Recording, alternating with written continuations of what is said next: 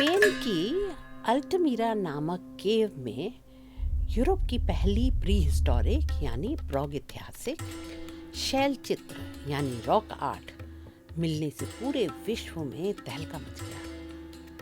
पहली बार 1880 में जब पाषाण युग से जोड़कर किसी शैल चित्र को देखने की कोशिश की गई तो बहुत लोगों ने इसे नकारा।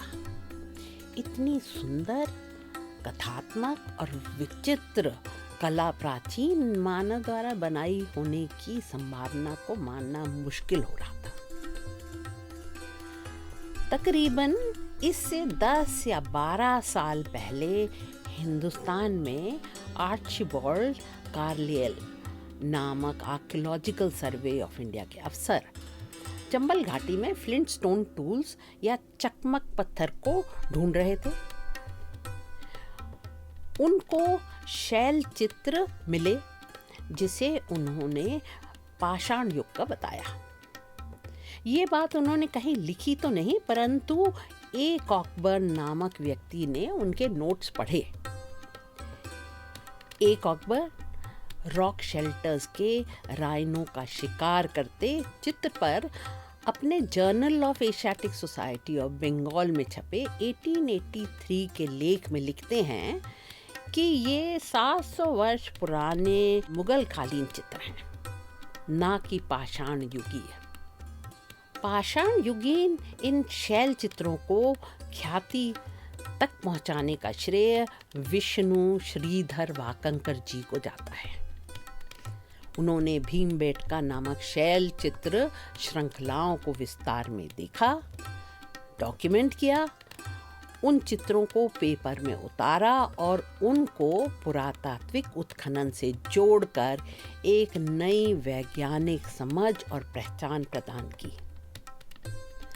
वाकंकर जी, जो उज्जैन के विक्रम विश्वविद्यालय के पुरातात्विक विभाग से थे, उन्होंने यहाँ 1972 से लेकर 1977 तक काम किया और न सिर्फ शैल चित्रों पर अपितु वहाँ से प्राप्त लाखों पुरातात्विक औजार एवं वस्तुओं को वैज्ञानिक तरीके से समझा और उनके बारे में लिखा।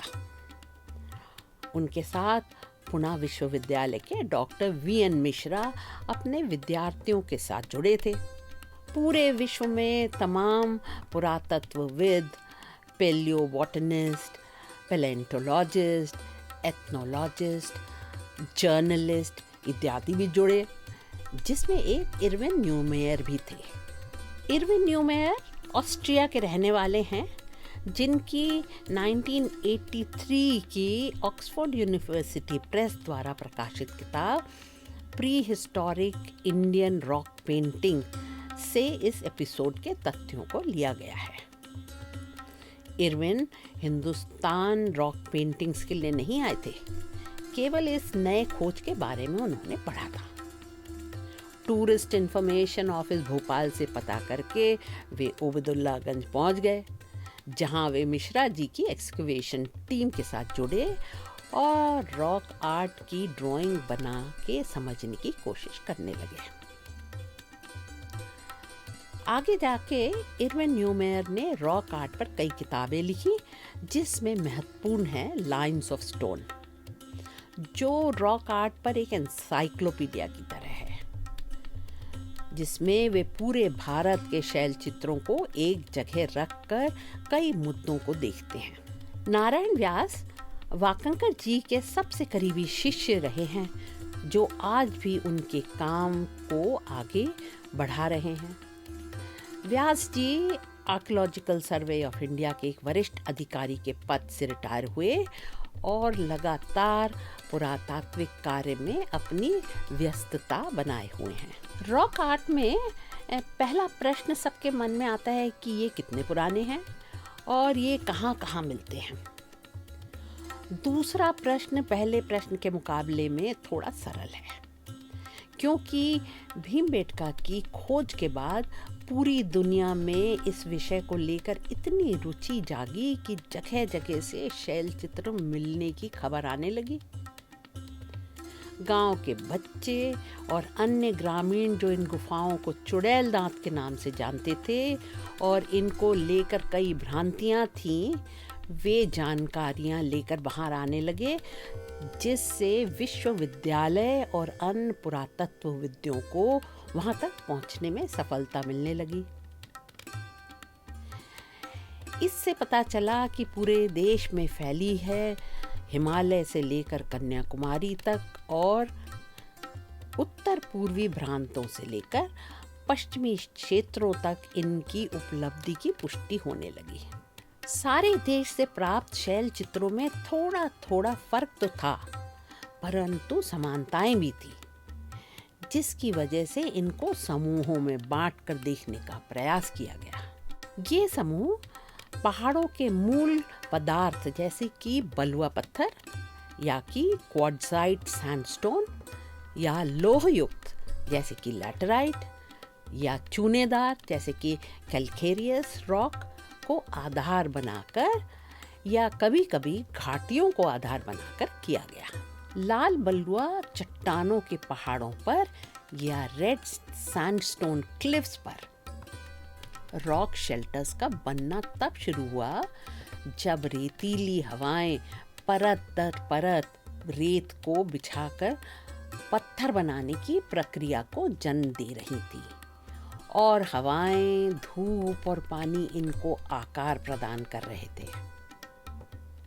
पहाड़ों का वो भाग जहां ज़्यादा हवाओं का असर हो रहा था, वहां शैल आश्रय या रॉक शेल्टर्स बन गए, जो इतने गहरे थे जिनके अंदर बाद में मनुष्य ने सहारा लिया। सैकड़ों वर्षों बाद मानव ने जन्म लिया तो उन्हें ये रॉक शेल्टर्स या शैल आश्रय और गुफाएं आश्रय के लिए उचित लगी। वे अपनी यात्राओं में यहाँ आते रहे और बारिशों में या जानवरों से बचने के लिए यहाँ आश्रय लेते रहे। वे सैकड़ों वर्षों तक इन गुफाओं का प्रयोग करते रहे। यह इस बात से पता चलता है क्योंकि इनमें बने शैल चित्र कई परतों में मिलते हैं। एक एक परत के बीच में सैकड़ों सालों की दूरियां हैं, जिसमें सबसे साफ दिखने वाला परत सबसे रीसेंट बनाई होती है, ऐसा जरूरी नहीं है। अलग अलग परतों पर सांस्कृतिक संदर्भ भी अलग अलग हैं। इस बात का पता इन चित्रों को अलग अलग परत दर परत कागज पर उतारने से पता चला है। जब इन परतों पर बनाए चित्रों को देखा तो पाया कि हर परत पर दर्शाया चित्र एक कहानी बता रहा है, जिससे बहुत सारे निष्कर्ष निकाले जा सकते हैं जो उनकी प्राचीनता का प्रमाण देते हैं, जैसे कि भाले का चित्रण या कि बैलगाड़ी का चित्रण। पुरातात्विक अवशेषों से यह स्पष्ट था कि प्रागैतिहासिक मानवों का समय क्या रहा होगा। वह उनके स्टोन टूल्स और उस के खुदाई में पाई जाने वाली सतह से तय किया जाता है। तो ऐसी सतह जिसमें ये टूल्स दिखाई देते हैं, उसका समय निश्चित हो जाने से उसके पहले की सतह और उसके बाद की सतह को तय करना थोड़ा आसान हो गया।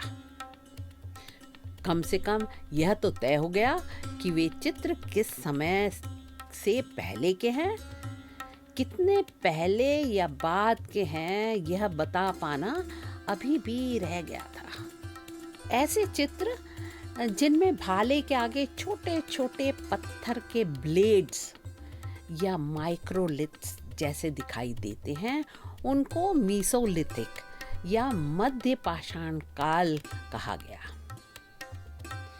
इस समय को पेलियोलिथिक एज या कि पाषाण काल और नियोलिथिक एज यानी नव पाषाण युग के बीच में रखा गया। इसका समय काल या एज बताना इतना आसान नहीं है, क्योंकि हर परत सैकड़ों वर्षों की मानी जाती है और बिल्कुल एक्यूरेट डेटिंग करना मुश्किल है। मीसोलिथिक को मोटे मोटे तौर पर 10,000 से 5,000 BCE, BCE का मतलब बिफोर करेंट इरा, यानी कि आज के युग यानी करेंट इरा की गिनती के पहले का समय माना जाता है। यह समय भी पूरे विश्व में एक समान नहीं होता है। हिंदुस्तान में मध्य पाषाण काल का समय प्रायः 9,000 से 4,000 BC का रखा गया है। चलिए जानते हैं ऐसे में शैल चित्रों के समय या उम्र को वैज्ञानिकों ने कैसे ब्रॉड कैटेगरीज में विभाजित किया। कई चित्रों के साथ कभी कभी कुछ इंस्क्रिप्शन या लेख भी मिलते हैं। उनके लिखने का तरीका डेटिंग करने का सबसे विश्वसनीय या रिलायबल तरीका है, क्योंकि लिपि की शुरुआत ही मौर्य काल या इतिहास काल की है। इसलिए ऐसे शैल चित्र जिनके साथ लिपि मिलती है वे इतिहास काल की श्रेणी में आते हैं। ऐसे चित्र कम हैं और ज़्यादातर ऐतिहासिक जगहों के पास मिलते हैं। बहुत सारे चित्र तो बौद्धिक भी हैं। वैज्ञानिक एक और शब्द का प्रयोग करते हैं, वो है प्रोटो हिस्ट्री या आद्य ऐतिहासिक काल, जो ऐसा युग है जिसमें लेख तो मिलते हैं परंतु उनको पढ़ा नहीं जा सकता है। जैसे हड़प्पन सभ्यता के समकालीन और जो चित्र इस सभ्यता के मृतभांड या पॉटरी पर बने चित्रों से मिलते हैं उनको अर्ध ऐतिहासिक काल की श्रेणी में रखा गया है। ऐसे चित्र भी बहुत नहीं मिलते हैं। नव पाषाण काल, मध्य पाषाण काल और पुरा पाषाण काल की डेटिंग थोड़ी पेचीदा है। मध्य प्रदेश में फैले शैल चित्र कथात्मक या नरेटिव हैं और बहुत व्यापक भी हैं, जिनकी शैली या स्टाइल का विश्लेषण या एनालिसिस करने से कुछ स्थिति साफ होती है। इन चित्रों को पुरातात्विक उत्खनन या कि आर्कियोलॉजिकल एक्सकवेशन से प्राप्त मिट्टी के उपकरणों के अलंकरणों से मिलकर देखा गया तो डेटिंग करने में कुछ सफाई या क्लैरिटी आई।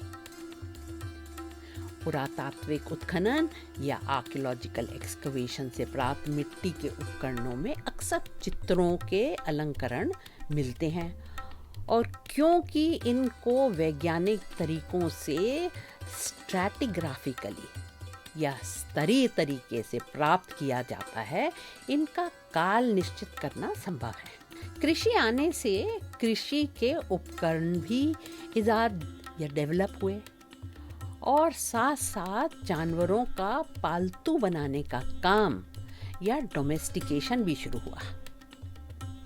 मिट्टी के बर्तन, कृषि के उपकरण, जानवरों का डोमेस्टिकेशन, ये सब शैल चित्रों में दिखाई देने लगे और ऐसे चित्रों का समय तय करना आसान हो गया।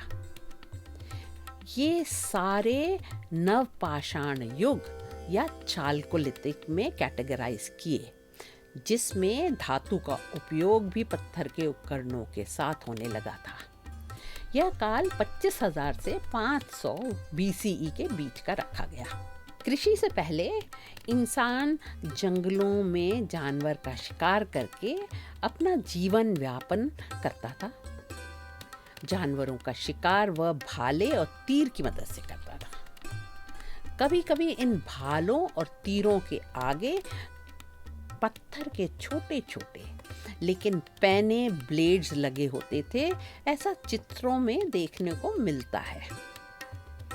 इन ब्लेड्स को माइक्रोलिथ कहा गया और ये रॉक शेल्टर में बहुत मात्रा में मिलते हैं और उत्खनन में भी मिलते हैं। जिस स्ट्राटा में माइक्रोलिथ्स मिलते हैं उस काल को मीसोलिथिक या मध्य पाषाण काल कहा जाता है। शुरुआती तौर में बने शैल चित्रों में कुछ बहुत बारीक ज्योमेट्रिक डिजाइन्स हैं। इन चित्रों का समय या काल निश्चित करना मुश्किल है, परंतु ये पूरे हिंदुस्तान में फैले हैं।